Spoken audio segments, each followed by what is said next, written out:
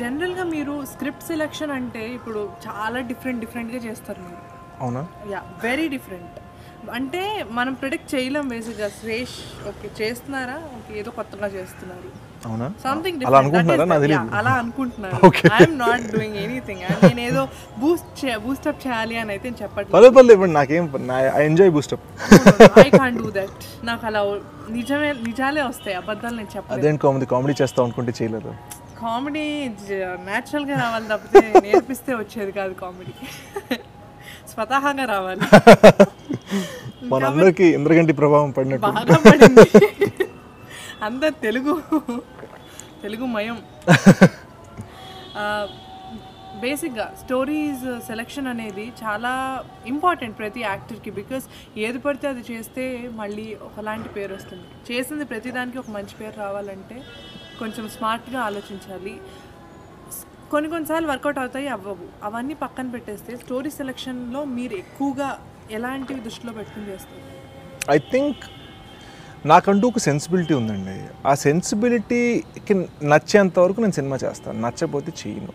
కొన్నిసార్లు, చాలాసార్లు యాక్చువల్లీ ఏమవుతుందంటే మనకి సినిమా నచ్చుతుంది కానీ అందులో ఎన్నో పాయింట్లు కొన్ని నచ్చకపోవచ్చు స్క్రిప్ట్ వింటున్నప్పుడు. అది ఒకసారి డిస్కస్ చేస్తాం. ఇది నచ్చింది, ఇది నచ్చలేదు, ఇవి టచ్ చేయకపోతే ఇది నాకు డైజెస్ట్ అవుతుంది కానీ ఒక్క పాయింట్ నాకు డైజెస్ట్ అవ్వట్లేదు. ఒకవేళ డైరెక్టర్ లేదండి ఇది నా విజన్ అని అన్నారంటే నేనేమంటానంటే డన్ సార్, మీ విజన్ కాబట్టి నాకు విజన్ని కెలికే ఉద్దేశం లేదు, so I will take a step back.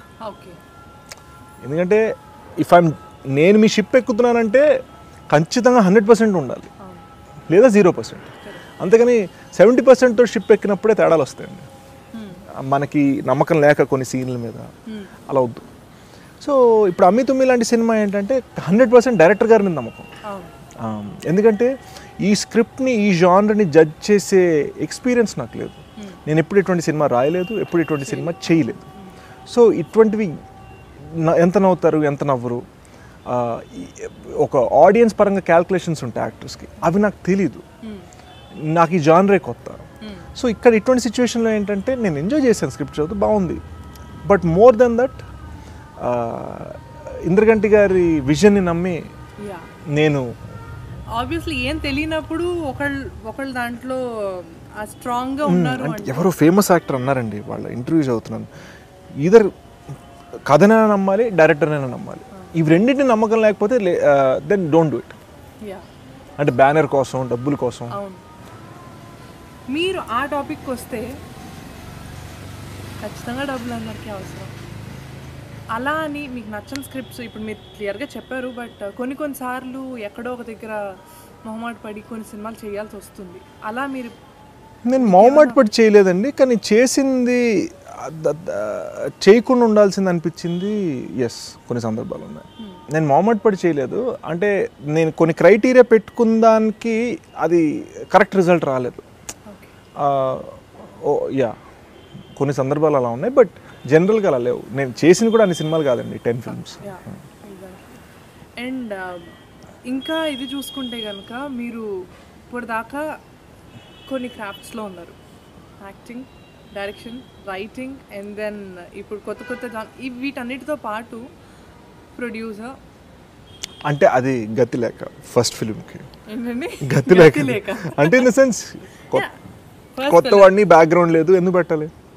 So I did it for my self అంతే. సో ఫైనల్గా మిమ్మల్ని ఎవరైనా వచ్చి ఏ క్రాఫ్ట్ అని అంటే ఏం చెప్తారు? యాక్టింగ్. Any day. ఆల్సో జనాలకి అన్నిట్లో, అన్ని క్రాఫ్ట్స్లో అదే, ఆ క్రాఫ్ట్లో ఎక్కువ నచ్చానని నేను అనుకుంటున్నాను.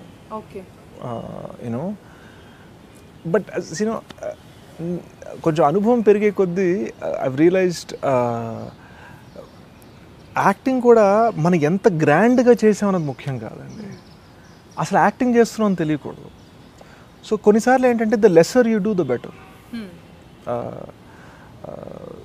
అంటే చాలామంది నేను గమనించింది, ఎస్పెషల్లీ తెలుగు ప్రేక్షకుల్లో కొంతమంది యూనో, నేను రివ్యూస్ చదివిన వాటి ప్రకారం అంటే మనం కొంచెం గ్రాండ్గా యాక్టింగ్ చేస్తే అది బెటర్ పర్ఫార్మెన్స్ అన్న ఒక ఇదిలో ఉన్నారు. But I feel it's the other way around.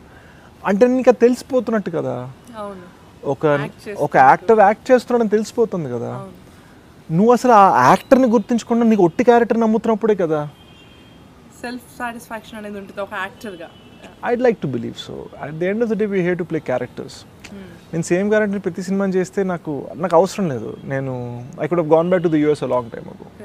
So that is my criteria for doing it. It has to be something good and it has to be something unique. సినిమాకి నేను valuable ఉండాలి. కొన్ని సినిమాల్లో మనం ఏం చేస్తుంటే పాపం వాడికి నామకి వాస్ హీరో ఉంటాడు కానీ అతని వల్ల కంట్రిబ్యూషన్ ఉండదు సినిమాకి. సో అలా ఉండకూడదు. So you are open to all like the versatility basically. I think so. Horror సినిమాలు ఒక్కటి నేను ఓపెన్ కాదండి. సో ఎవరైనా నాకు హారర్ సినిమాలు ఆఫర్ చేద్దాం అనుకుంటే నేను చూడలేను చేయలేను. ఎందుకు వచ్చిన కూడా నాకు ఆఫర్ చేయద్దు. అంటే యాజ్ అన్ యాక్టర్ మీరు ఇప్పుడు చెప్పినట్టు ఒక క్యారెక్టర్ని గుర్తుపెట్టుకుంటే అది వచ్చేంత సంతోషం మీ పేరుతో మీరు అలా చేశారు కదా అని చెప్పేదానికంటే క్యారెక్టర్ నేమ్తో గుర్తుపెట్టుకోవడం అనేది సాటిస్ఫాక్షన్ ఇస్తుంది. Yeah, I mean for the longest time I was called Munna from Punjab for the longest time. And to every day I get a message especially last 1 month నుంచి రిషి నీ సినిమా చూస్తాం, అమితం వస్తుంది, రిషి నీ cinema చూస్తాం. Rishi is my name from క్షణం. So hopefully people say Anant now for the next film. Yeah.